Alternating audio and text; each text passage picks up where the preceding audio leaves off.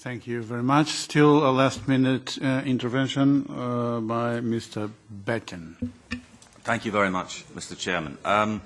First of all, what we're listening to here today is people who don't want Britain to leave the European Union and will do everything they possibly can to prevent it happening. Well, I've got a simple question, but I'd like to just make a couple of comments, if I may, on what's been said before, because we've heard some things about division in society in the UK. Well, I can reassure you it's not as divided as you might think. There is a division between the people who voted to leave and the political class and the media class, especially in the broadcast media, who actually don't want us to leave, and themselves will do whatever they can to prevent it. But I can assure you that although I don't want another referendum, if there was one, the Leave side would win by a much bigger majority. Now, we've heard that we need constitutional reform in the UK, which is something I actually agree with and something I've argued for a long time. We need some kind of proportional representation. One of the political institutions that opposes exit from the EU, of course, is the House of Lords, which is doing everything it can to thwart it and prevent it, and they don't represent anybody but themselves, having been appointed.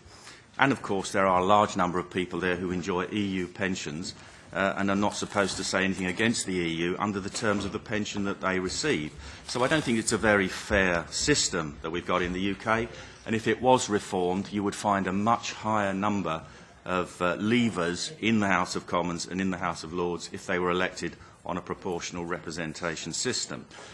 Comment on the way the referendum was conducted, and again, quite right, it was conducted unfairly, but for different reasons than my colleagues were saying. Over £9 million was spent on a booklet from the government arguing that we should stay in, which was sent to every household, where the Leave side had no such corresponding advantage or amount of money.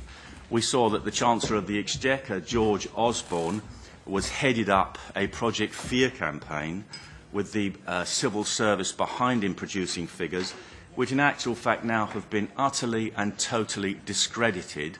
And instead of there being an economic downturn because of Brexit, we're actually seeing employment up and investment up. So these people misused the services of the state in order to advance an argument which has now proved to be false. So in actual fact, it was unfairly conducted, I agree with you, and it was unfairly conducted on the part of the Remain side, and nevertheless Leave managed to win.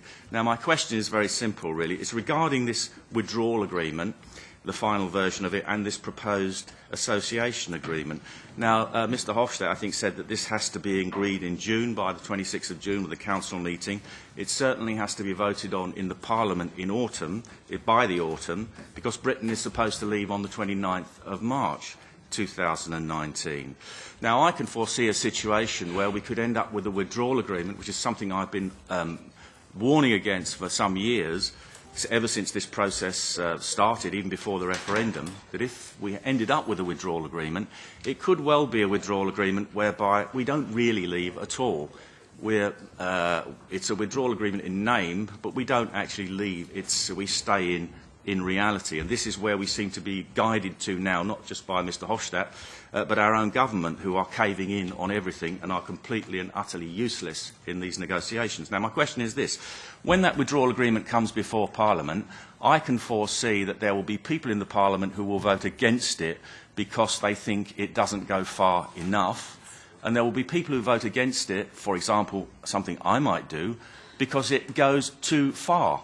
So if it is actually defeated in the Parliament in the autumn, but Britain is leaving on the 29th of March, what are you going to do? What's going to be your stance on this? Because the British government's stance should be, then, that we leave under our terms, not yours. But I'm very interested to know what you're going to do if this withdrawal agreement is rejected in the Parliament and we're back to square one where we were on the 26th of June 2016.